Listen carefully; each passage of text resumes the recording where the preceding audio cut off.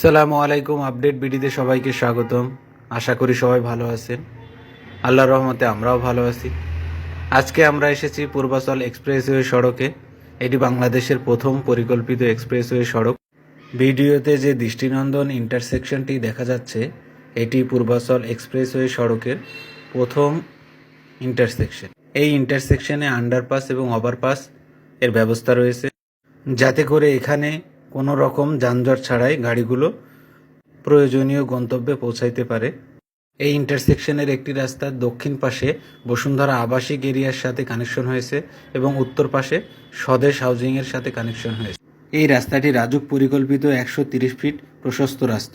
Purbachal expressway সড়কের 300 fit প্রশস্তের এই রোডটিতে আছে 14টি লেন এবং রয়েছে দুই পাশে 100 ফিট প্রশস্তের দৃষ্টিনন্দন লেক। স্ক্রিনে যে ফুটওভার ব্রিজটি দেখা যাচ্ছে, এটি এক্সপ্রেসওয়ে সড়কের দ্বিতীয় ফুটওভার ব্রিজ, যা মানুষের চলাচলের জন্য খুলে দেওয়া হয়েছে।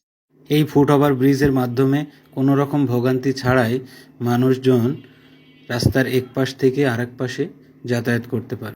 ফুটওভার ব্রিজের কাছেই আছে দৃষ্টিনন্দন যাত্রী ছাউনি। রাস্তাতে রোড মার্কিংয়ের ফলে রাস্তার সৌন্দর্য আরও বাড়িয়ে তুলেছে। রাস্তার দুই পাশে লাগানো হয়েছে দৃষ্টিনন্দন ল্যাম্পপোস্ট।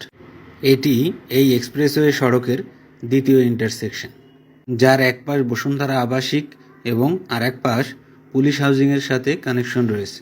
এই এক্সপ্রেসওয়ে সড়কের দুই পাশে এবং লেকের দুই পাশে মানুষের চলাচলের জন্য রয়েছে 10 ফিট প্রশস্তের ফুটপাত।